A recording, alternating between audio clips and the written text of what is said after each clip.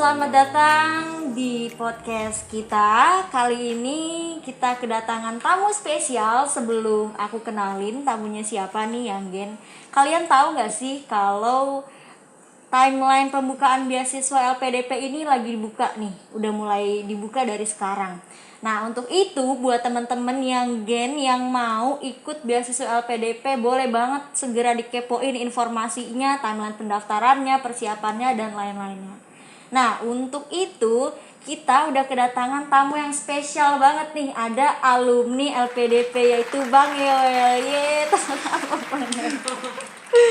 Oke, apa kabar Bang Yoel? Halo Kenta, baik kabarnya. Gimana kabarnya Kenta? Baik, alhamdulillah nih.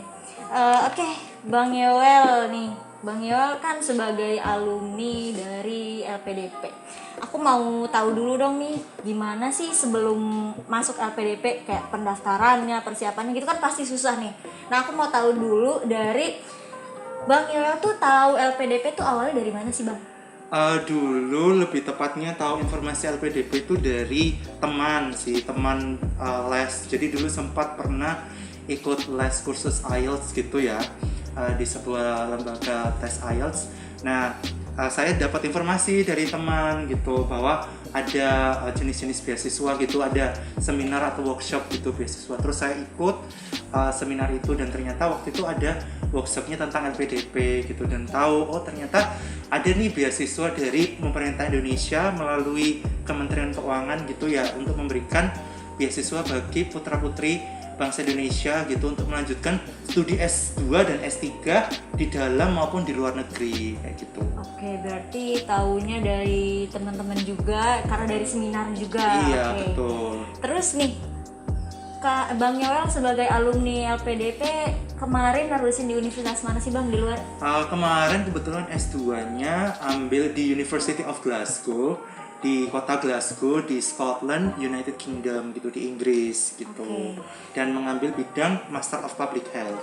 Master of Public Health. Nah, kenapa sih Bang Yoel mau ke sana? Apa emang dari kecil udah ada kepikiran pengen ke negara sana, pengen ke Inggris, atau emang udah kepikiran universitinya nih dari kecil, aduh pengen banget masuk sini? Karena dulu alasan yang pertama adalah kepingin ke negara yang berbahasa Inggris. Jadi kemarin memang sudah diallocate gitu ya untuk mendaftar di universitas-universitas yang di negara yang menggunakan bahasa Inggris. Jadi kayak seperti kemarin saya daftar di Australia sama di Inggris, sempat juga di Amerika juga sempat daftar kayak gitu. Tapi kemarin yang akhirnya menjawab kampusnya itu dari Australia sama di Inggris gitu. Oke, berarti dari pendaftarannya itu kita bukan apply ke satu university aja ya Bang, tapi banyak. Iya, gitu. ke beberapa university gitu. Terus sebelum akhirnya keterima, persiapan apa sih yang Bang Yoel lakuin yang bikin kayak aduh berkesan banget dan masih gue inget banget sampai sekarang gitu?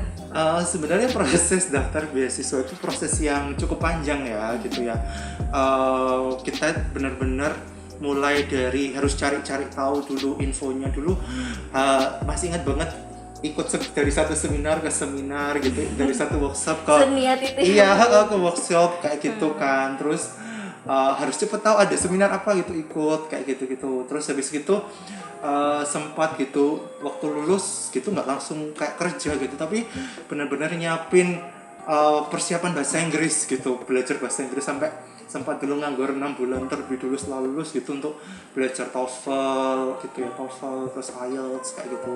Terus ngabisin waktu gitu seminggu 3 kali gitu untuk ikut speaking club bahasa Inggris itu supaya ngomong bahasa Inggrisnya tuh lancar kayak gitu. Terus latihan soal-soal TOEFL IELTS gitu setiap hari gitu, dari pagi sampai sore gitu.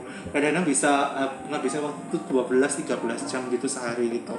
Jadi itu sih momen-momen seperti itu yang benar-benar ya kalau bisa diingat gitu tuh ya berkesan gitu. Terus cari kampus gitu kan, juga harus ngebanding-bandingin gitu kampus satu dengan yang lainnya, dan itu butuh waktu gitu. Dan yang nggak kalah berkesannya lagi waktu tes bahasa Inggris gitu, harus tes bukan hanya sekali 2 kali tapi berkali-kali gitu. Berapa kali tuh Bang kalau boleh tahu? Ya tesnya sih kurang lebih sampai 7 kali ya Waduh. untuk tes IELTS-nya gitu. Waduh, lumayan ya. Iya, jadi kalau bisa kalau dikalkulasi itu bisa buat beli satu sepeda motor itu. Tapi ya memang benar-benar ya kalau mau studi keluar ya memang harus persiapan dan harus berkorban gitu, banyak hal yang harus dipersiapkan dan dikorbankan. Tapi pada akhirnya itu sangat bernilai gitu, so worth gitulah. Iya. Jadi karena proses yang panjang itu, tapi sebelumnya Bang Yel ini emang udah fasih bahasa Inggris atau karena mau daftar beasiswa terus baru mengejar gitu? Karena kan itu ada kesulitan yang berbeda tuh. Iya betul, saya juga fasih. bukan yang jago juga sih bahasa Inggris. Jadi benar-benar saya termasuk orang yang cukup struggle ya, cukup yang benar-benar berjuang banget gitu untuk meningkatkan kemampuan bahasa Inggris gitu. Jadi saya tuh dulu sampai mulai dari ikut kursus bahasa Inggris, sempat ikut kayak free club gitu, free speaking club gitu, terus pernah ikut juga jadi penerjemah di gereja gitu ya, dimana itu cukup sulit lah ya, tapi iya challenging gitu ya, difficult gitu, tapi itu pengalaman yang benar-benar sangat ngebantu untuk bisa meningkatkan kemampuan bahasa Inggris kayak gitu. Oke, jadi intinya persiapannya tuh dari hal sekecil mungkin dan prosesnya memang panjang gitu. Memang, iya, betul. Memang harus sebegitunya diperjuangkan iya, gitu. Betul sekali. Oke, nah setelah keterima nih jadi penerima beasiswa LPDP, ada nggak tips atau saran yang pengen Bang Yel sampein sebelum kita melakukan pendaftaran LPDP? Yang pasti yang pertama harus ini ya, buka websitenya dulu, websitenya LPDP, baca benar-benar semua persyaratannya, kriterianya itu seperti apa, terus apa-apa yang dibutuhkan, itu benar-benar baca. Jadi jangan langsung tanya ke orang dulu, tapi kita baca dulu gitu, kita baca dulu dengan teliti gitu, baca dari awal sampai akhir. Kalau nanti misalnya nggak paham, baru nanti kita bisa tanya atau konsultasi ke orang kayak gitu. Nah setelah itu ya mulailah persiapin gitu, mulai cari-cari kampus. Kan LPDP kan sudah ada panduannya nih, daftar perguruan tingginya di mana aja. Kalau memang kita mau daftarnya di dalam negeri ya kita harus tahu universitas apa aja yang diizinkan oleh LPDP untuk kita mendaftar di dalam negeri, ataupun di luar negeri pun juga LPDP sudah ada daftar perguruan tinggi yang harus kita daftar di situ gitu. Jadi supaya bisa masuk. Iya, jadi daftar perguruan tinggi yang diizinkan untuk kita daftar ya di situ gitu. Jadi kita baca dan kita cari tahu gitu, apakah bidang itu ada nggak di university itu. Jadi kita bandingkan antar satu university dengan satu university yang lain, kita cari bidang yang ingin kita tempuh gitu. Jadi mulai dari situ, terus siapin juga, nanti kan pasti disuruh minta rekomendasi gitu. Nah itu siapin rekomendasinya, terus nanti kan kita disuruh bikin esai gitu ya. Nanti kita juga siapkan esai yang dibutuhkan dari LPDP dan juga esai yang dibutuhkan dari kampusnya. Biasanya kita kenal dengan kayak motivation letter atau personal statement gitu, dan juga bahasa Inggris, jadi tes bahasa Inggris. Karena kalau daftar beasiswa LPDP maupun daftar kampusnya pun juga harus menggunakan sertifikat bahasa Inggris gitu. Jadi tes TOEFL-nya atau IELTS-nya atau tes GRE, GMAT, nah itu harus dipersiapkan gitu untuk syarat masuk ke universitasnya maupun untuk daftar beasiswa LPDP-nya. Berarti intinya tuh nggak bisa ya Bang, kayak kita tiba-tiba ngedadak pengen daftar gitu, karena persiapannya tuh panjang. Betul sekali. Dari pertama kita cari informasi, terus kemudian milih kampus, university, terus persiapan rekomendasi dan lain-lainnya. Betul sekali. Oke. Di situ Bang Yel menyelesaikan kuliah tuh berapa tahun sih Bang? Sekitar 1,5 tahun sih. 1,5 tahun. Itu normalnya segitu atau termasuk cepet gitu ya Bang? Iya, bisa dikatakan ya memang prosesnya segitu sih. Karena memang rata-rata sih kalau universitas di Inggris tuh antara 1 sampai 1,5 tahun sih. Karena memang waktunya jauh lebih pendek ya kalau master ya, dibandingkan mungkin yang S3 kan sampai 3 sampai 4 tahun gitu ya. Tapi kalau master memang waktunya pendek kayak gitu. Jadi ya untuk berarti intinya tepat waktu lah ya gitu. Iya, Oke, keren banget Bang Yel. Udah di luar negeri, tepat waktu, beasiswa pula ya kan. Gimana sih persiapan Bang Yel dan berapa lama persiapan untuk keberangkatan Bang Yel ke luar negeri itu? Kalau dihitung waktu, saya lulus S1 tahun 2013. Nah, mulai kuliah tuh 2016, jadi 3 tahun lah. 3 tahun. 3 Itu tahun udah persiapan. termasuk persiapan dari mulai tes IELTS dan Iya, segala-galanya itu sampai benar-benar berangkat sampai ada di sana. Iya, jadi 3 tahun itu juga nyiapin CV ya, apa pengalaman kerja yang cukup, dan juga cari-cari informasi untuk beasiswanya, termasuk beasiswa LPDP juga gitu. Oke, berarti 3 tahun itu emang kita tuh sambil mengumpulkan banyak pengalaman juga sambil kita mempersiapkan diri juga. Iya, betul sekali. Oke, nah selama ini kita nih tahu beasiswa LPDP dari pemerintah. Apa aja sih Bang yang ditanggung dari beasiswa LPDP itu? Kalau yang di cover pastinya dulu itu mulai dari kita daftar kampusnya ya, uang biaya pendaftaran kampus. Terus kita juga dibayarin uang sekolahnya. Terus kita juga dibayarin untuk tiket penerbangan pulang pergi. Terus kita dikasih biaya persiapan keberangkatan gitu 2 kali settlement allowance. Terus di cover juga untuk biaya hidup gitu ya, biaya penelitian. Terus juga kalau yang sudah berkeluarga juga ditanggung juga untuk biaya keluarga. Terus biaya wisuda juga ditanggung juga. Terus biaya buku juga waktu itu juga di cover. Kalau gitu. yang udah berkeluarga ditanggung juga, aku baru tahu loh Bang. Ditanggung. Dulu waktu zaman saya itu 25% dari 25% dari biaya hidup penerima beasiswa itu. Berarti udah lumayan enak banget, kayak udah Iya, jadi aja. tinggal di sana memang tinggal fokus belajar aja sih. benar-benar. Udah cukup banget gitu. Udah cukup menjamin gitu ya Bang. Nah pasti kan kalau namanya kuliah atau apalagi jauh dari keluarga dan di luar negeri, ada nggak sih Bang kendala-kendala? Oh pasti. Banyak ya, Bang? Kendalanya di sana kita pertama kita masuk ke negara yang beda musim gitu ya. Beda musim itu cukup challenging juga sih, cukup sulit juga karena kita kan hidup di iklim tropis ya, sementara di sana kita hidup di negara 4 musim. Kalau musim dingin malamnya tuh panjang sekali, tapi kalau musim panas itu siangnya panjang banget gitu kan. Karena siangnya kalau musim panas itu bisa sampai jam 10 malam itu masih terang kayak jam 2 siang di Indonesia gitu. Kalau sedangkan musim dingin jam 4 itu sudah gelap gitu, jadi udah kayak jam 8 malam gitu, itu jam 4 sore gitu musimnya. Terus makanan gitu ya, karena di negara barat terutama di Inggris itu rata-rata makanannya nggak ada yang asin-asin gitu kayak di Indonesia gitu. Kangen dong Bang, sama Itu Indonesia. terus makanan, terus budaya juga gitu ya.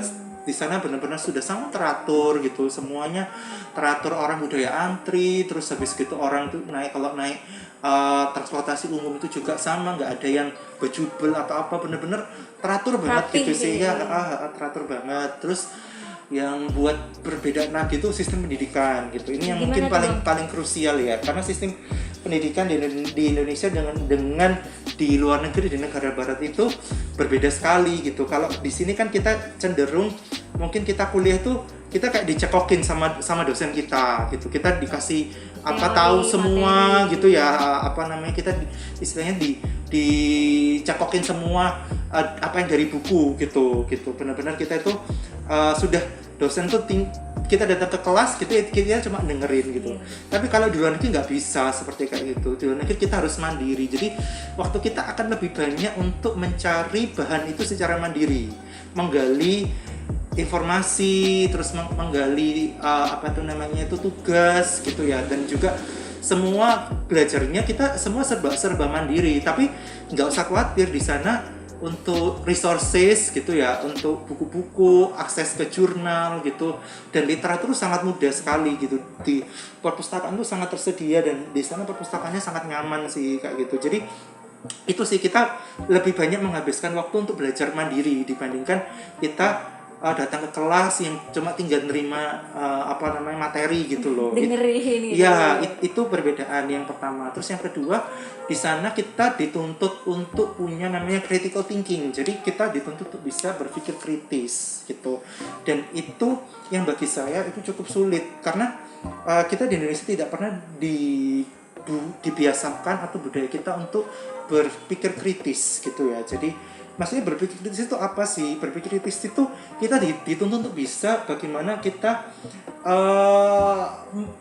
ketika kita membaca sesuatu tuh kita harus bisa menimbang argumen-argumen atau evidence yang kita punya. Jadi kita skeptis gitu loh. Jadi kita dituntut untuk skeptis terhadap semua informasi-informasi yang kita terima, baik itu dari kita buku. terima mentah-mentah gitu. Iya, kita tidak boleh gampang percaya kayak gitu, dan kita harus banyak baca gitu. Sementara di sini kita budayanya bisa dikatakan jarang lah untuk baca itu nggak sebanyak seperti yang saya alami waktu di luar negeri. Dan gitu kita banyak waktu kita habis untuk membaca, dan kita latihan untuk bisa berpikir kritis gitu. Jadi kita pada saat kita membaca sesuatu, membaca literatur gitu, jadi kita benar-benar harus bisa mensintesa gitu ya, meragukan gitu. Jadi nggak langsung kita gampang menerima, gampang percaya gitu. Harus kita buktikan dulu validasinya. Iya gitu.